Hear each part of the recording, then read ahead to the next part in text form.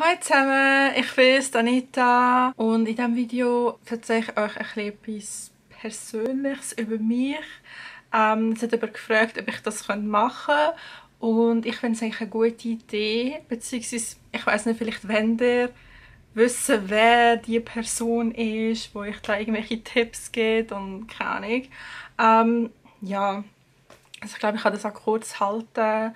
Einfach mehr für die, die es interessiert. Ja, wegen dem Studium zum Beispiel ist es ja nicht ganz klar, glaube ich, was ich da genau mache. Beziehungsweise ich habe meinen Studiengang einmal gewechselt und bin seit langem mega unsicher gewesen. Von dem her kann ich das jetzt gerade da aufklären. Ich studiere Sozialwissenschaften im Hauptfach und Kriminologie im Nebenfach an der Uni Bern. Und zwar bin ich im 6. Semester. Ich habe nach einem Jahr mal auf Jus gewechselt und dann nach einem Semester wieder zurückgewechselt und dann ist halt einfach das Semester dazwischen gewesen, wo ich nicht als so wie Major immatrikuliert war. Wegen dem habe ich quasi erst 5 Semester hinter mir, obwohl es 3 Jahre sind.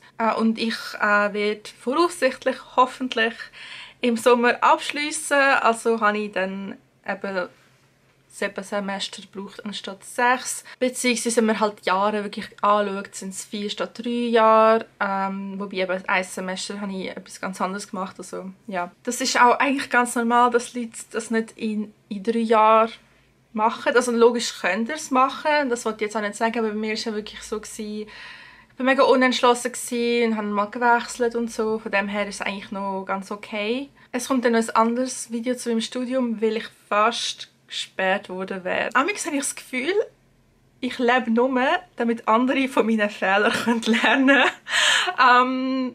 Nein, es kommt noch ein Video dazu, weil ich euch unbedingt sagen, was ihr nicht machen solltet, beziehungsweise was ich halt anders gemacht hätte, wenn ich es nochmal machen könnte und halt einfach so generell ein paar Sachen. Genau, aber sonst bin ich eigentlich zufrieden mit meinem Studium. Hoffe, dass ich das im Sommer abschliessen kann. Zu meinem Hauptfach Sozialwissenschaften. Bei uns heisst einfach, dass wir Politikwissenschaften, Soziologie und Medien- und Kommunikationswissenschaften in einem Hauptfach haben. Genau. Und halt vielleicht eine Anschlussfrage, die kommen könnte, was wollte ich nach dem Studium machen?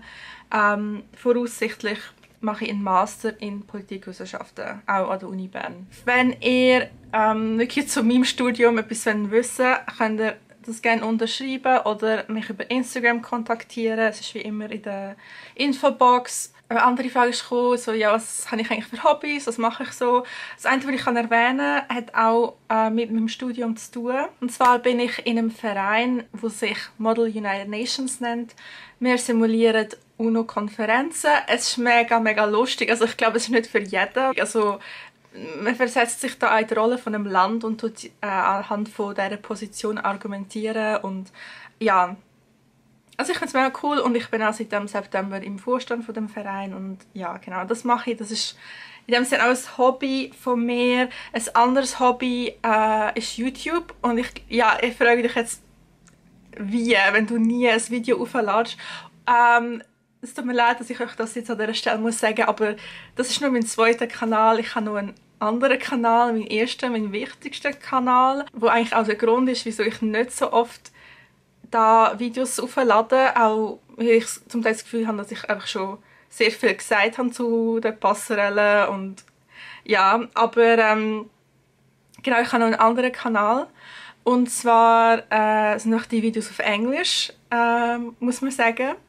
Und dort habe ich verschiedene Vlogs, also Reisevlogs, Uni-Vlogs, sonst Videos zu allem Möglichen. Also ich habe nicht viel mehr Abonnenten als auf dem Account, aber ich bin einfach viel aktiver. Und ich verlinke es euch sonst unten, falls irgendjemand das so sieht. Aber ja, also verstehe ich, dass es ein bisschen anders ist. Das ist auch nicht das Geheimnis oder so. Ich habe das einfach noch nie erwähnt. Und genau, also das mache ich. Ich lese viel. Ich mache auch ein bisschen Sport.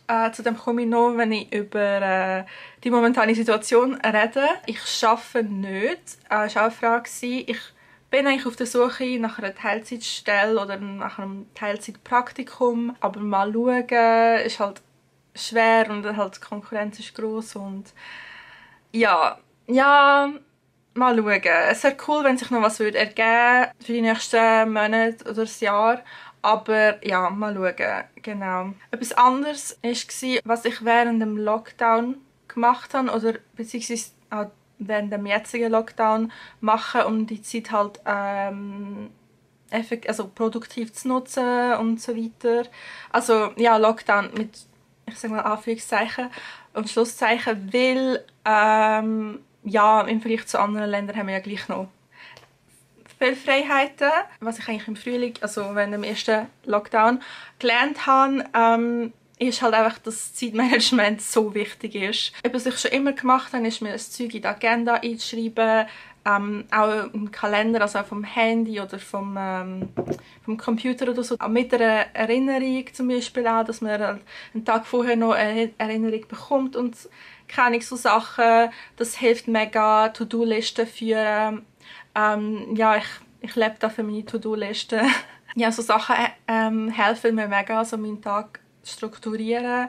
Auch so ein bisschen eine Routine zu entwickeln, finde ich auch wichtig, dass man halt nicht mega spät aufsteht. Wobei ich gehöre zu den Leuten, die vielleicht ja, eher später aufstehen, aber dafür auch länger am Abend dann auch noch was machen. Also das geht für mich einfach besser. Ja, man muss sich ein bisschen zusammenreißen, dass man das Zeug auch wirklich macht. Bei uns ist es recht einfach, dass man das ja, auf später aufschiebt und so. Man braucht schon Selbstdisziplin. Man gewöhnt sich aber schon dran. Also für mich sind vor allem die Online-Prüfungen schlimm gewesen und hoffe, dass das nicht wieder der Fall sein wird. Aber ja, mal schauen. Genau, eben möglichst eine Routine entwickeln und möglichst um die gleiche Zeit aufstehen. Was ich mache am Morgen.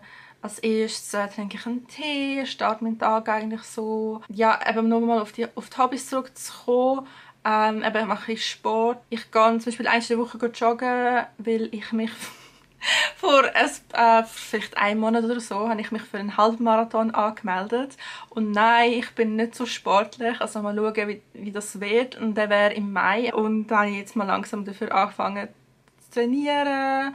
Sonst mache ich noch so Homeworkouts. Die haben, glaube ich, mega viel in der Quarantäne und so entdeckt von Chloe Ting. Ja, es sind so verschiedene so Programme und so. Also ich folge denen jetzt nicht 1:1. Also ich habe mehr Tage dazwischen, wo ich nichts mache oder so. Aber halt so ein bisschen, ja, dass ich so weiss, ja, 1-2 Mal in der Woche, vielleicht mehr, wenn, ja, mache ich mal die Workouts und so.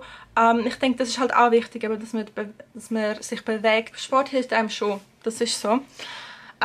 Sonst kann ich eigentlich wie gar nicht so groß dazu sagen. Ich habe mich von Anfang an ziemlich gut mit der ganzen Situation abgefunden. Ich würde aber behaupten, dass ich mich gut in Krisensituationen verhalte.